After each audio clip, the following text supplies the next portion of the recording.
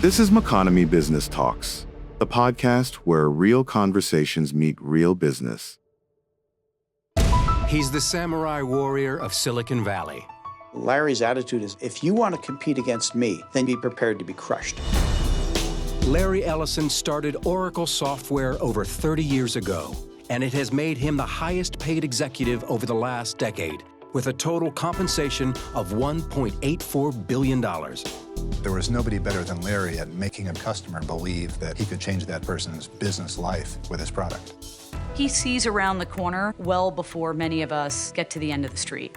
He'll do whatever it takes to win, in the office, SAP, the German software firm, was ordered to pay Oracle $1.3 billion. or on the ocean. There is absolutely no doubt that he hates to lose. His company's technology has become the backbone of the world's information systems, from government to online commerce. The brazen billionaire is an ambitious provocateur with a singular management style. I have a theory that Larry's succession plan for Oracle is he is trying to figure out a way that when he's 6 feet under in a grave, he can still run Oracle.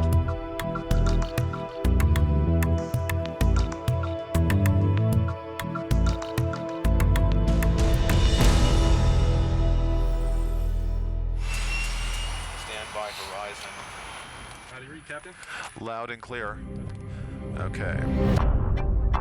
If you know anything about Oracle's Larry Ellison, it probably goes something like this. I've got a Bugatti, the fastest car in the world. His home cost $200 million. The fastest sailboat that's ever been built. I'm addicted to winning. The more you win, the more you want to win. He's a high-flying adrenaline junkie and an unapologetic collector of expensive toys and real estate. That really takes my mind off of work. He spent $400 million to bring the 2010 America's Cup, the oldest active trophy in sports, back to America for the first time in 15 years. But his success comes from something far less flashy. Some of the world's most essential software. Tools you use every day, but probably don't realize that it's his company making them work. Almost everybody in the world uses Oracle. They just don't know it. If you do any kind of government transaction with almost any government in the world, any business transaction with almost any internet business in the world or any traditional business, if you have a credit card, if you have a cell phone, if you have any of the modern things in life, if you live today, I think you probably use Oracle. Larry Ellison arguably created the most important computer software you never heard of. He was the man behind the curtain for a tremendous change in the way we all live. Ellison remained behind that curtain when we tried to reach him to participate in this program. Born in the Bronx in 1944, Ellison grew up in Chicago. When he was 12, his father bluntly gave him some surprising news. My dad just said right before dinner, oh, by the way, you were adopted and we're having meatloaf tonight. It was so shocking, I just put it away and thought about it for years, without really, confronting all and realizing all of the implications. He dropped out of college twice. Ellison was a mediocre student and disliked formal education. Mike Wilson is an editor for the St. Petersburg Times and interviewed Ellison extensively for his biography. Larry was not interested in following the rules at school, in the family, or anywhere else. Larry needed to get out from underneath the shadow of Lewis Ellison and prove to his father that he could make something of himself. His flair for the fast lane was obvious early. Larry went out and bought himself a turquoise blue Thunderbird. He was a stylish guy. He wanted to impress people. He got in that car and he drove it to California. And Larry Ellison was a young man with a great deal of potential. His trip to California was critical to who he would become. Ellison settled in Berkeley and set out to make a living writing code. In 1973, he worked at the computer electronics maker Amdahl. There, he met Stuart Fagan. They've remained friends for over 35 years. I went into my cubicle on the first day I worked there, and across the hall were a couple of guys who never seemed to do any work. They just talked all the time. And one of them did nothing but talk about himself, how smart he was, how stupid everyone else was, and how he really ought to be running everything. And that was Larry Ellison. Ellison was a talented but impatient programmer, desperate to find something of his own to control. To say he had the attention span of a tumbleweed is to overestimate it. I would say more the attention span of a lightning bolt. But his attention focused when he landed a job at a company called Ampex. Ampex was struggling with a project funded by, of all places, the information-driven CIA. The project was codenamed Oracle. The CIA needed a system to store and retrieve vast amounts of foreign intelligence, concerned with its various sensitive operations and missions. For Ellison, it was the job of a lifetime and would plant the seeds for his future. In the 1970s, information storage meant putting data on reel-to-reel tape, which was just too slow and inconsistent for the CIA, and too slow for Ellison. He left Ampex and later started his own company with his friend and programming genius, Bob Miner. Bob and Larry were a perfect odd couple for Silicon Valley. Bob had all of the engineering smarts, the technical ability. Larry, on the other hand, had the sales ability, the visionary ability, the ability to go to a customer and explain, here's how your business can change. With this original handwritten sign and $1,200, they started Software Development Laboratories, or SDL. Ellison recruited friends Ed Oates and Stuart Fagan to help program. He did want me to join him, and he's going to start some kind of company, and I thought that was the stupidest idea I'd ever heard, because Larry wasn't famous for finishing things. I used to say he's a total flake and he'll never amount to anything, and I was half right. Ellison's new company needed a product. And after reading an obscure IBM research paper, he thought he had it. A method of sorting information that was vastly superior to anything that had come before. It was called a relational database. According to Gary Bloom, who worked with Ellison for 14 years, it was a complex name, but a simple idea. Relational database, what is it? It's a collection of data and information that's very simply put into a format that makes it very easy to search and find that information. It's nothing more complicated than that. IBM didn't see the potential of what they had. Ellison did. I said, oh my God, we can beat IBM to market because IBM doesn't believe in their own idea. Ellison believed and asked programmer Bruce Scott to start writing code. For me, it's just cool technology and kind of fun, but for Larry, he saw a company out of it, he saw a market out of it. We weren't sure Larry was right, but we needed the jobs, and it was a struggle all the time. Larry was under a lot of pressure to get some money in somehow. In 1977, at age 34, Larry Ellison's startup software company was busy creating a smart database they thought would revolutionize how companies retrieve, manage, and analyze data. 3 rooms and a little lobby area. There were 4 of us who were writing programs. Larry was mostly involved in finding customers.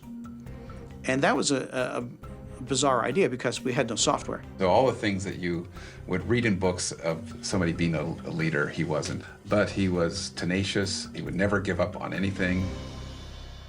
Ellison chased and cajoled customers, becoming the company's chief evangelist.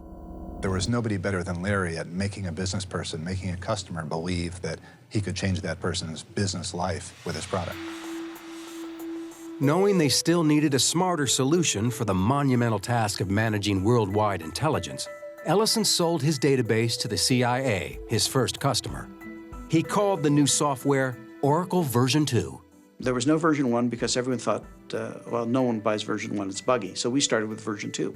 Well, our version 2 was at least as buggy as anyone's version 1, and I describe those early versions as the Roach Motel of databases. The data went in, but it didn't come out. In 1982, Ellison also took the name Oracle for his company. He targeted government agencies and major corporations in his own unique way. I remember him telling me very distinctly one time, Bruce, we can't be successful unless we lie to customers. For some reason, Larry told the Bank of America, I think he told us there were 15 of us, when in fact there were 5 of us. Now, I'm not sure why the Bank of America would think differently of you if you're 5 or 15, but Larry had given them a number which was a little larger than reality. Ellison also was sharpening a sales philosophy rooted in a trip he had taken to Japan in the early 1970s. I was in Japan, and I was talking to a Japanese business executive, and he told me, that the problem with America is that we just have no stomach for competition. In Japan, we believe our competitors are stealing the rice out of the mouths of our children. In Japan, we think anything less than 100% market share is not enough. His take-no-prisoners approach became known as the Oracle Way. The Oracle Way in the early to mid-'80s was just to win, almost by any means necessary. Larry's attitude is if you want to compete against me, then you better be prepared to be crushed, or don't compete against me. His product, the Oracle database, took off like a jet fighter in one of his ads. And in 1986, Oracle went public. His 39% stake in the company was worth a stunning $93 million. The IPO was a huge hit, but was overshadowed the very next day by Microsoft's public offering, which made Bill Gates' stake worth a whopping $350 million. In 1989, Ellison moved Oracle to this mammoth campus in Redwood Shores, California, which became known as the Emerald City, a reference to the Wizard of Oz, or as one newspaper described it, Larryland. And everyone knew who was the wizard. When I ordered a Ferrari 348, and I was going to get the first 348 in California, Larry ordered one from somewhere on the East Coast and got it shipped in before I got mine. He didn't want to be the second one. He wanted to be the first one. His obsession to be first took its toll. Oracle hit a wall. These aggressive sales practices started to cause serious problems. Oracle's aggressive sales practices in the 80s turned the company into an accountant's nightmare. The sales force was so aggressive, so willing to close a deal, and there were so few business controls over the makeup of those deals. Then we started having the problem of we certainly signed some bad contracts. They were also selling products that hadn't yet been created. Oracle was selling a lot of futures, so you were taking a lot of money in, a lot of revenue in for future deliverables. Well, then the question comes, when you finally have those deliverables, now who do you sell them to? You already sold it to everybody. You sold it to them 3 years before you had it. It didn't help the company's prospects that their latest product was a dud. Oracle version 6 was riddled with bugs. Customers were frustrated and sales plummeted. It's sometimes characterized as the near-death experience of Oracle in the early 90s, and it was. We weren't cutting fat. We were cutting into muscle, and you might even say in a couple of cases, we're cutting a couple limbs off. With Oracle's stock price in free fall, so was Ellison's personal fortune. By November 1st, 1990, he had lost $790 million. His company was nearly $1 billion operation, and it was failing. Larry was trying to achieve this greatness. He was building towards that all the time, and now he was, in a sense, a laughingstock. It was devastating for him. We're all a bunch of kids that grew up with the business. And we weren't kids anymore, and the business wasn't a little business anymore, it was big business, and we had to replace virtually all of senior management. And it was a very painful process. He convinced well-known management and sales consultant Ray Lane to join the company. And what he brought was what I'd characterize as operational discipline and a maturity around this is how a big business runs. It was chaotic, it was painful. Nobody wanted to go through that again. And so the culture was kind of reset. But the company's real savior came in the form of a new product. Zach Nelson was Oracle's youngest marketing executive. Oracle 7 was a spectacular product. The future was incredibly bright. And I think everybody within Oracle at that time certainly knew it and could sense it. It wasn't just incrementally better, it was orders of magnitude better. Ellison's company had dodged its near-death experience. In 1994, Oracle revenues passed the $2 billion mark, and his stock, as a result, was worth nearly $3 billion. For Ellison, that wasn't nearly enough. To become software's sole heavyweight, Ellison knew he had to pick a fight with the reigning champion, Bill Gates. He seemed to be personally disappointed he wasn't wealthier than Bill Gates. It's the scorecard. And if you weren't number one, if you weren't richest, you weren't on the top, you weren't the best. It was the scorecard and he was losing. I think that Larry thought he was in tremendous competition with Bill Gates, and maybe Gates didn't think so much. Larry wanted to be recognized as the greatest innovator, salesman, evangelist in the world of software. And he had a steep battle going up against the guy who had put his software in every single personal computer practically in the world. Ellison was fixated on Gates. He would later admit publicly to hiring private detectives to dig up dirt on him. Gates' new product, Windows 95, had the entire tech world buzzing, including Ellison himself in this appearance on The Charlie Rose Show. This Windows 95 is an enormously complicated piece of software. And the idea that people are going to install this in their households and manage these things in their household, to me, is hilarious. And it's time for something that's easier to use. Well, this is clearly part of our strategy to dethrone Microsoft. But the way you dethrone Microsoft is not somebody that, you throw darts at Bill Gates and hate and envy Bill Gates. You have to think about products and create products that are better than the products that Microsoft is selling. Ellison made a move into the consumer device market. He called it the network computer, or NC. He launched the network computer with great fanfare. The computers we currently make, personal computers, are rather expensive and very, very complex. So we've introduced this new class of computer for normal human beings at very low cost. That's pretty. Very low cost, very lightweight. Now every person can use a computer because they're low cost and very easy to use. You can surf the net, you can do email on, and he said, and it's going to be $500. It's kind of an internet appliance, so to speak, no different than your toaster. I can remember having a discussion with him saying, the internet makes it possible to imagine a world without Microsoft's operating system on every desktop. And that was really, the birth of the NC. Ellison went on a campaign to promote the power of his new baby on the web, while mocking the popular PC. I hate the PC with a passion. Put the stuff on the net. It's bits. Don't put bits in cardboard, cardboard in trucks, trucks to stores. Me go to the store, pick this stuff out. It's insane. I love the internet. But falling PC prices meant the NC was destined to fail. I don't think there was anything wrong with the idea. I actually just think it was premature. 5 years later, it would have won the world, and the only difference is all the PC manufacturers, Dell, HP, everybody else, Gateway, what did they do? They created a $500 PC that surfs the web really well, and it does email really well. And that shut down Ellison's venture into the consumer market.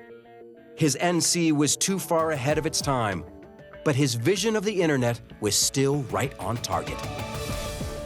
Oracle's database became the underpinnings of all of these internet services that we take for granted today. It was Expedia, Amazon, eBay, go down the list of applications. All of those are storing all that information, retrieving that information, delivering that information, doing those transactions through the Oracle database. People thought Larry was crazy. Now, he's a genius. Kind of solved the biggest IT problem in history. By 2000, Larry Ellison's company, Oracle, was among the elite tech companies in the world. But internal struggles would soon force out the company's president and chief operating officer, Ray Lane, who had risen to second in command and heir apparent. He described the culture at the company he left. It wasn't good enough for a salesman to make their quota. They had to make 200% of their quota. It was, the top 10% get rewarded millions, and everybody else, falls by the wayside. They're weak soldiers, shoot them. A departing Lane said he didn't fit into Oracle's system and that the only person making decisions at Oracle is Larry.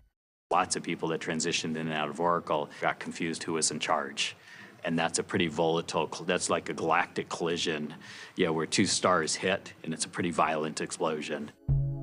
Oracle, the company, was on a roll, but was lagging behind in one key area. We're still fighting to be relevant in the applications world. We're the #2 application provider in the world, and we're #2 in ERP behind SAP. Boy, this #2 is getting old. And we're #2. Not for long. We're #2 in CRM behind Siebel, but we're growing faster than SAP, and we're growing faster than Siebel, and we're determined to become #1 in applications like we're #1 in database. To get to #1, Ellison needed to do something his company had long avoided: buying new technology through acquisitions. When he came to that conclusion, he opened his wallet and bet far bigger than anyone else did. And in fact, he did it far faster than anyone else did. Ellison wanted to bundle new application software with Oracle's successful product line. In 2003, he targeted the company PeopleSoft in a hostile takeover attempt. The Department of Justice sued Oracle on antitrust grounds, charging the takeover would empower the company to illegally raise rates and impair innovation. After a 1.5-year-long battle, the courts sided with Oracle. Ellison finally acquired PeopleSoft for $10.3 billion. It's very rare that someone gets sued by the government and they actually win. You know, I mean, it's just another testament to this guy's tenacity. Most guys would have maybe walked away from that. Instead, Ellison stepped it up. Over the next 5 years, he would spend close to $34 billion acquiring 52 companies.